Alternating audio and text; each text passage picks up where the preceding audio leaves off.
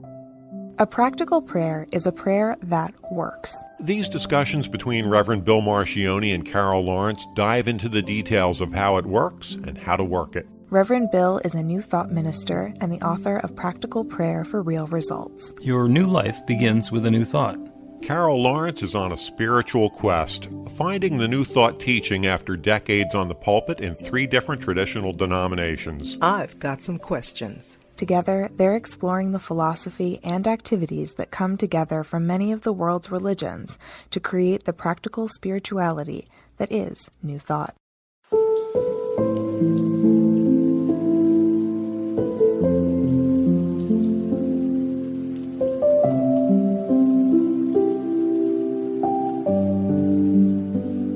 Welcome to the Practical Prayer Podcast. I'm Carol Lawrence. I'm here with Reverend Dr. Bill Marcioni, and we got a great conversation going today. I know it. I feel it. Manifestation. You used one of those big leftover words from the original version of religious science. Yeah, it's a leftover word, but I hear it a lot, so. You know what the new version of that word is, right? Result. Oh, that's simple. I'm all about simple. I thought it was going to be a deeply spiritual word. Results. Okay. No, you used to have a spiritual mind treatment to manifest a demonstration, and now you get a practical prayer for a real result. That's simple. Doesn't get any simpler than that. Okay. Well, if you have to explain yourself, then you're taking 2 steps backwards. Yeah. Okay. That's a conversation for another time. People want deep and mysterious. If it's too simple, it can't be. That's true. Yeah. That's true. You want your spirituality with a decoder ring, and you need to get inside the circle so that you understand what the heck everybody's talking about. All right. But what did you mean about manifestation? Okay. So I didn't put this together ahead of time intentionally because I just like the way you unravel stuff, and I didn't want to fix it up anyway. So. Okay, so we're going to figure out the question and the answer. But it's right in there, man. It's right in there. You went to San Diego, and San Diego and I have a thing. So what the thing is, I'm not exactly sure. I also have a bigger thing, the West Coast thing. I want to go there, and I'm not on a vacation because I could do that anytime, but I want to go there for a specific reason, but I haven't yet defined it. It's still in the headline, maybe Cliff Notes stage of the idea. So you want to go to the West Coast to do a thing. I want to do a thing, but I want to know what the thing is before I put it out there because stuff happens, when I put it out there. I mean, I'm not claiming to be this grand manifester, but I know how it has worked in my life. I can observed it. And now I can see even more, almost like a how-to in a way. And so I'm very careful with it. Oh, yeah. Once you know that the creative laws of the universe are going to say yes, you get to be pretty specific and aware of when you're setting an intention. Because especially when we get adept at this, the yeses come up really quickly. It's like, no, wait, I wasn't ready. Yes. I didn't finish my order and I clicked the shopping cart button on Amazon. Because you laugh when I talk about the Great Dane. And I'm careful now. Before I let it out, I'll say, Spirit, look, not now. This is just a discussion. I'm not calling it in right now. But that's how real it is to me. So when you said that you were going to San Diego, I think you said it maybe a month or so before you were going. I froze for a second because I thought, there's San Diego coming into my awareness again. I'm not sure yet. I haven't written the whole story yet. And so the closer you got to going, you didn't know this, the closer you got to going, I'm like, oh man. Okay, so now I know I want to go. So maybe I should just do some things, right? So first thing I thought of doing was sending you a little bottle, something that I would use on the trip, no matter where I go. It's going to be in my bag no matter what. And I said, I'll send that to him and ask him to leave it in the hotel room where he is. That's a little bit of me saying, that's like that connection, right? Then I thought about sending you some money and say, buy this or buy something or whatever. So that's another connection, right? Then I thought about sending you a text saying, call me. You see me working this out. Right. I do. And, I'm still at the, sending me something that I can bring into the hotel room, because with my understanding of that particular hotel property, your thing would stay in that hotel room for a good long Yeah, time. even if the person who cleans the room got it, it didn't really matter. This goes with me everywhere. So, Yeah, there are not a lot of people cleaning the rooms in the hotel. okay. But you see what I'm saying? I was putting me out there, right? Then I said, okay, I'll text them and say, call me. And it suddenly started to it felt good and right. And I said, okay, this is good. This is good. Then I said, wait a minute. This feels a little control freakish here, right? This feels a little manipulative. So don't do any of that. Just wait. If he calls you, would that be interesting? You did text me. And I said, okay, this is cool. There's a connection here that I didn't initiate. Okay. So what you think about all that? I think that there's something that's in your sphere of awareness and a desire that you have, which is sort of undifferentiated at this point, because you know that you're wanting something and you've got an idea of the flavor and the texture of it, but you don't have any of the details of it. So you're not ready to put wheels on it and make it move yet. And because there's this pull, the law of attraction is already working. So now you're looking for ways that this is showing up, and that law of attraction is pulling the pieces together. So then you can just be delighted because you got the text and there's the thing. And, of all the places that I could have gone for the retreat, we went to San Diego, which has a connection for you. So you're seeing the connections. And that, again, is inspiring you to understand that there's huge possibilities that are available. And that's, in the metaphysical teaching symbol, which is the 3 sections. The top one is spirit, the middle one is the creative law that's responding, and the bottom one is our experience. And there's that V that dips from the top through the law down to the bottom. And what's happening is the experience that you're having down in that bottom section is coming back up on the second side of the V. And it is giving you new ideas to think about and new inspirations, which is creating a new level of consciousness for you. So it's activating the law again, and you're getting to go through that upward spiral as you get closer and closer to understanding what it is that you and Southern California, or San Diego specifically, and your spiritual development and whatever is the rest of this are coming together. It's escalating. So I think that's awesome cool. Yeah, it's scary. It is. I mean, in a good way. Like, I am major excited and happy about the idea of it. If somebody said, well, what exactly are you so happy about? I could not really tell you. I just know that I know absolutely it's going to be perfect. Whatever it is, it'll be exactly the right thing.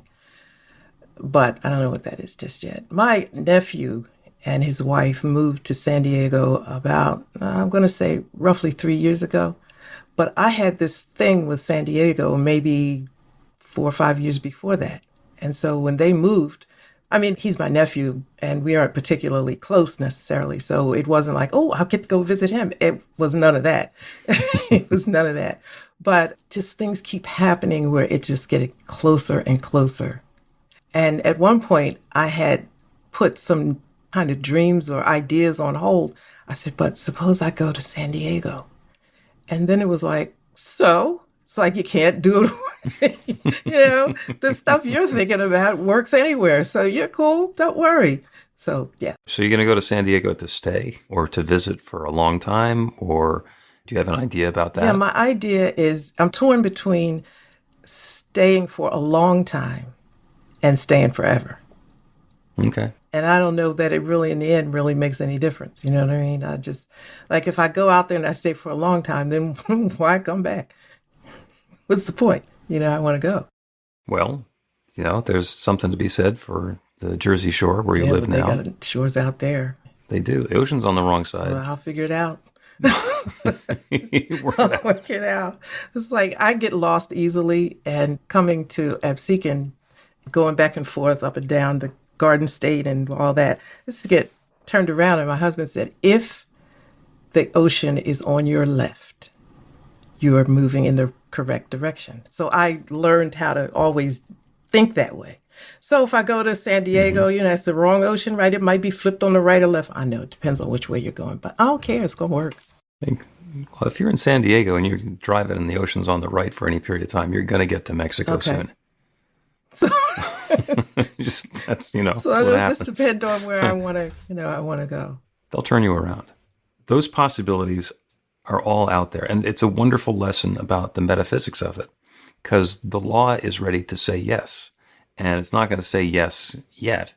It is going to be reminding you and maybe playing with you a little bit. Like, you're interested in San Diego, and that's the next step. And then there I go off to a board retreat in San Diego. And it's a reminder of your passion and inspiration, and a reminder that these things can happen at the drop of a hat. Yeah. So, and as we go through this practice of attuning ourselves to the creative process, about being aware of that infinite creative spirit and that it's within us, and that we're creating our experiences according to our beliefs and our intentions, these little reminders come along that this stuff works, and it works really fast. And it's available now, and there's nothing holding us back. So you want to know what's scary about what you just said? I just put it out there to the whole world. Before, it's just been, the idea has just been with me and my little circle. And then I told you. Now the whole world knows. So that's cool. Okay. That's something else that happens in this practice. And let's take a break, and we will then come back and talk about the naysayers. Okay. Learn to put practical prayer to work in your life. The steps are simple to learn and let you begin to get real results to create the life of your dreams immediately. Reverend Bill Marcione's widely acclaimed book, Practical Prayer for Real Results, gives you a clear summary of the new thought principles behind practical prayer and the series of easy-to-understand steps found in the most effective prayers from religions and spiritual practices all over the world and throughout history. Practical prayer is not a replacement for your religion or practice. It's a technique to make the work you do in consciousness even more effective. The book includes 40 prayers on various topics that you can adapt as needed and use as your own. Practical Prayer for Real Results is available in paperback, Kindle, and audiobook on Amazon or at b-the-light.com. That's b-the-light.com.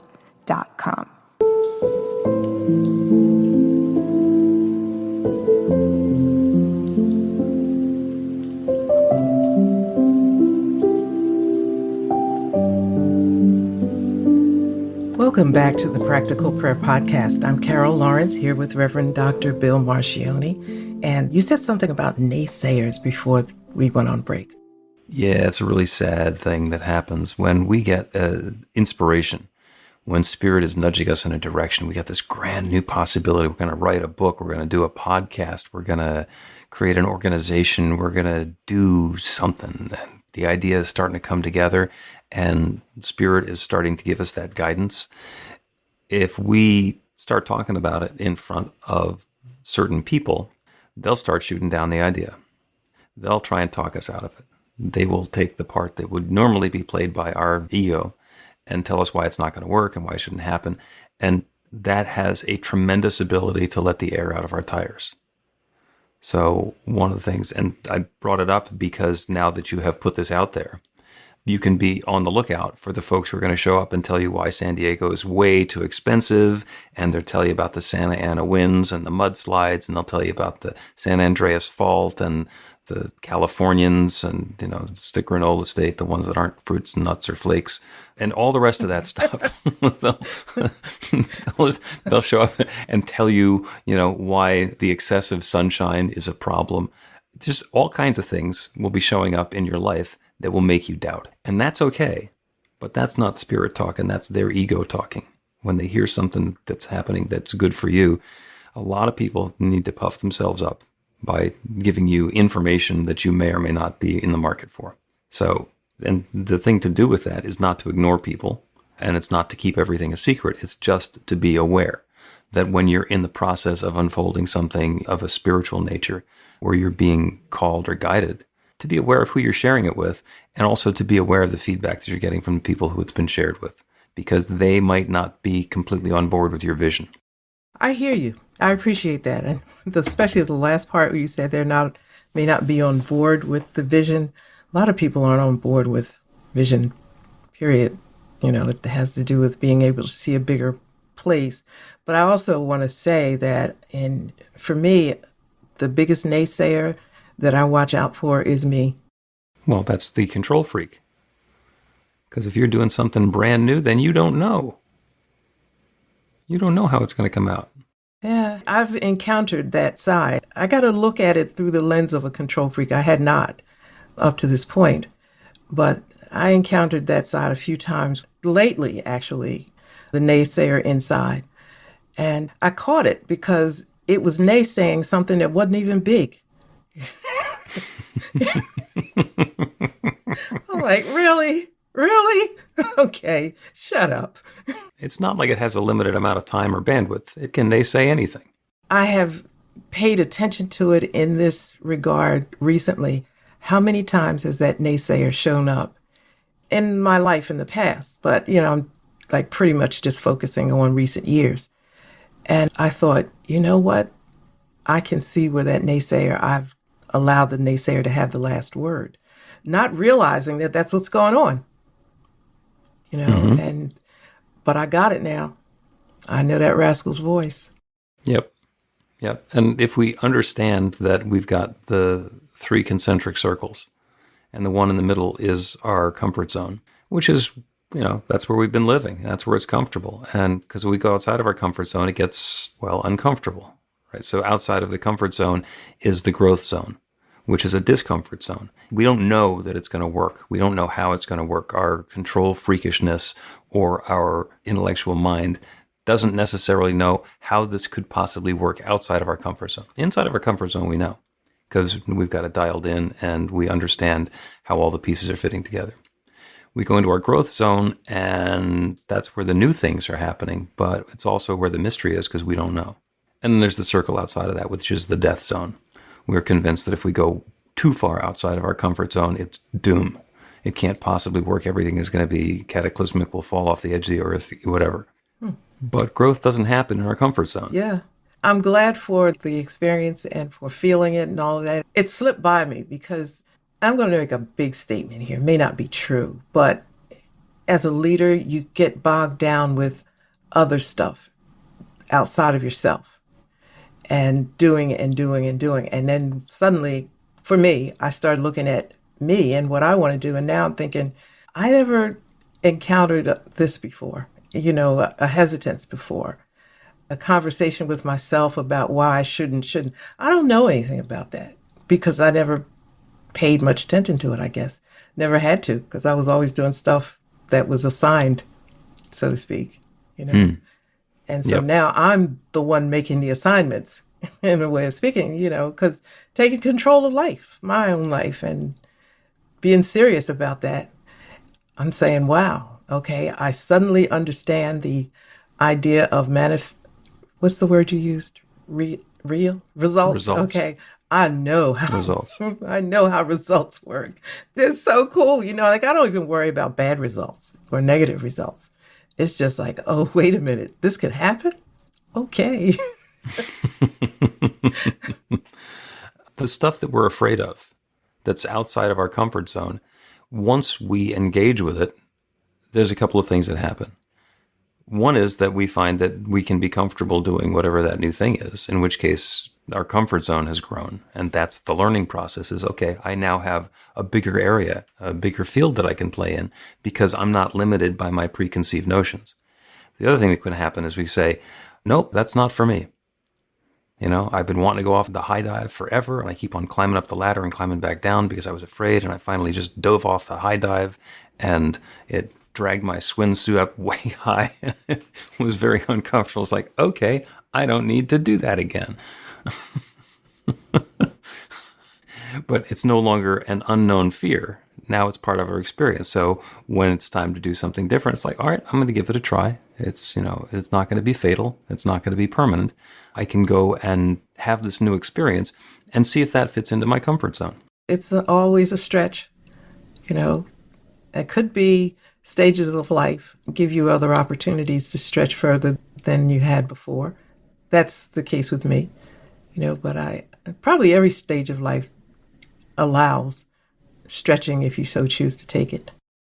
Always. Always. 20-something years ago, for my birthday, people said, what do you want? And I said, I don't want things, I want experiences. Yoga classes, rock climbing lessons, like that. And somebody gave me yoga lessons.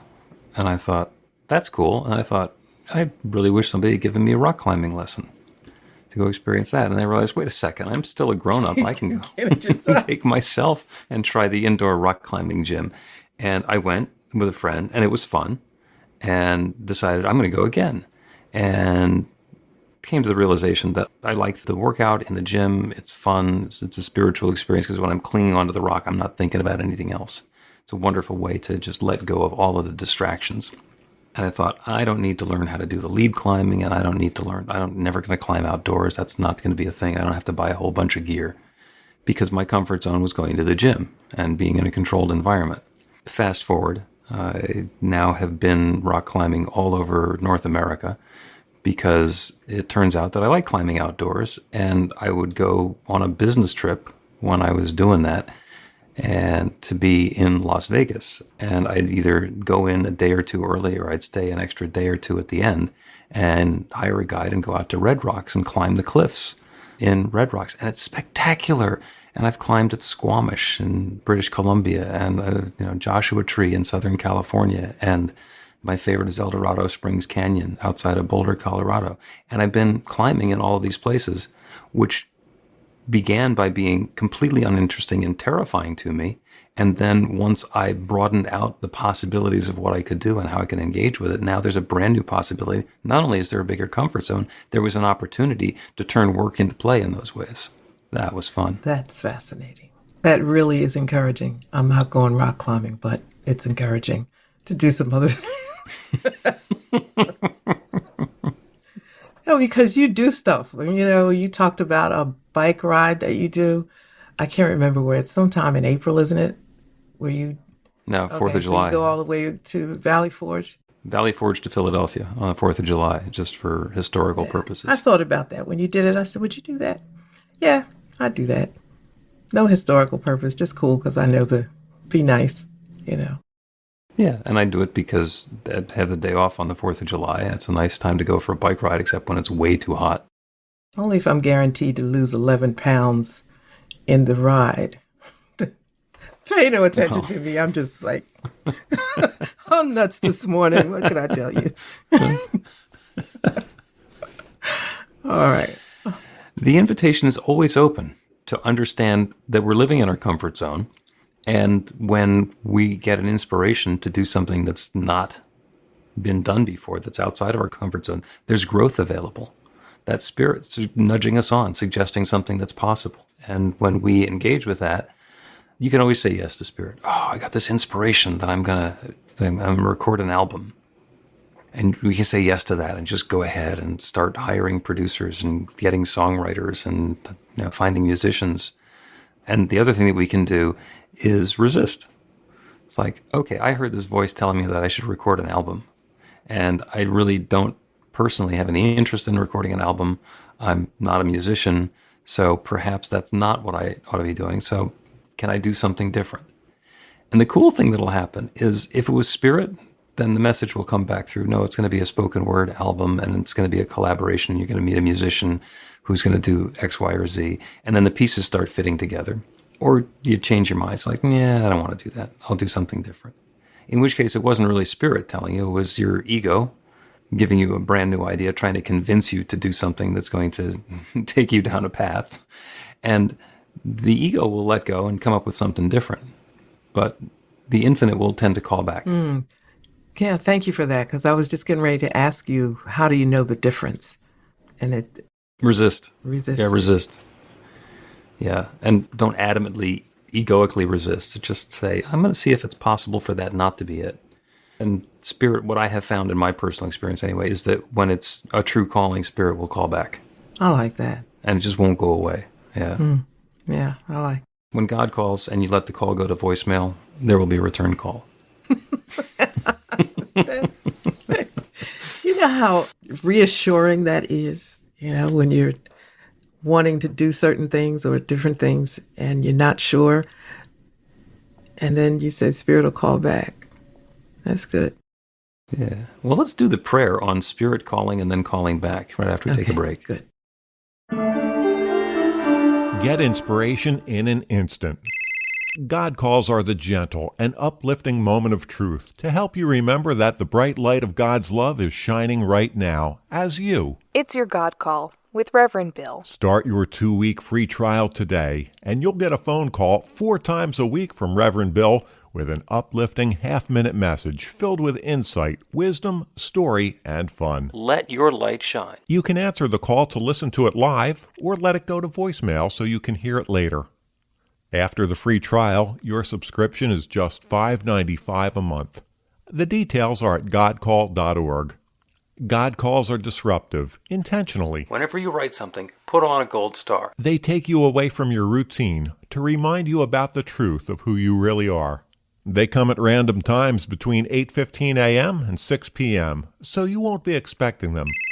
And somehow, the message is exactly what you need to hear at the time. Magic is loose in the world. It's a moment of motivation in the middle of your day. Find out more and start your 2-week free trial now.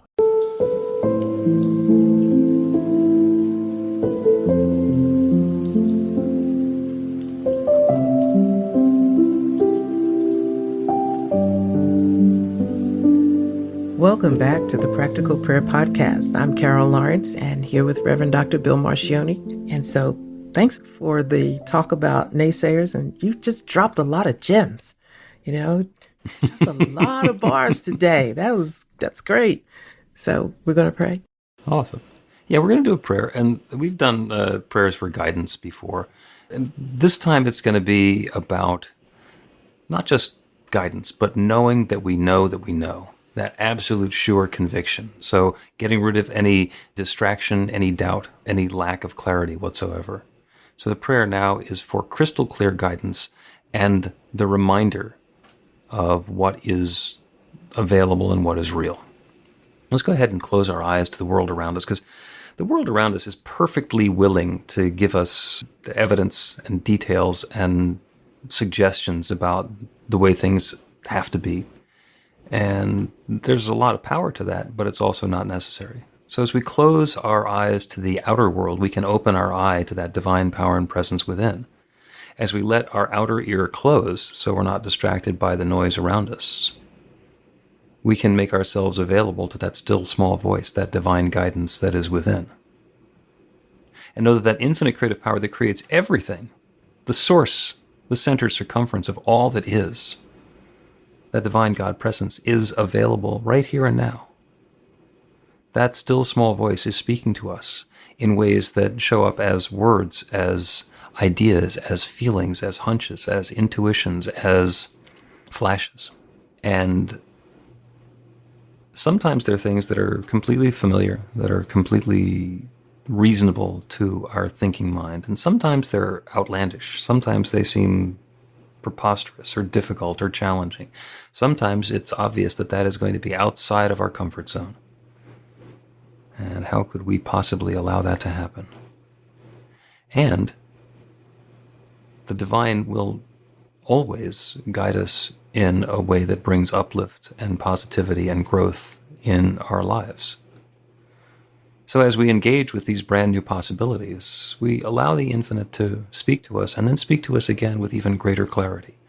When we resist, we know that that infinite presence, that still small voice, will repeat itself and make itself known even more clearly. So I set the intention that we are aware, each of us individually and all of us together, of the difference between that divine guidance of spirit and the distractions of our ego, trying to goad us into something outlandish that we would prefer not doing. And I now claim that all of the creative forces in the universe, the naysayers who are coming along trying to push us off our path, the still small voice, that divine guidance within, our ego trying to convince us of something different, those are all fitting together in a way that we have clarity. Each of us has awareness of that next perfect step to be taken. each of us is perfectly willing to let a pitch go by if it's not the right pitch, so that we can swing at the perfect one. And that guidance is informing us as to when that is, which one that is, what time that is. And the good that's unfolding into our lives is dramatic, delightful, wonderful, uplifting, bringing more health and vitality, more prosperity and satisfaction, more love and connection, more creativity and joy, more spiritual awareness and good into our lives in ways that are different for each of us, but powerful for all of us. So this good is unfolding now, and I'm so grateful for it. I'm grateful for the wonderful way that it's showing up. I'm grateful for the way that this law is working, and I'm grateful for the awareness of the process so that I can speak this word of intention for each one who is listening and know without any question whatsoever that this is already underway. This good is already happening. This guidance is here now. That bright light of love is shining. And so with gratitude for all of this good, I speak this word and I release it into that creative law. And I let it create this. And it does. And so I let it be. And so it is. That was great. Yeah, like a beacon on a hill. Let the light shine.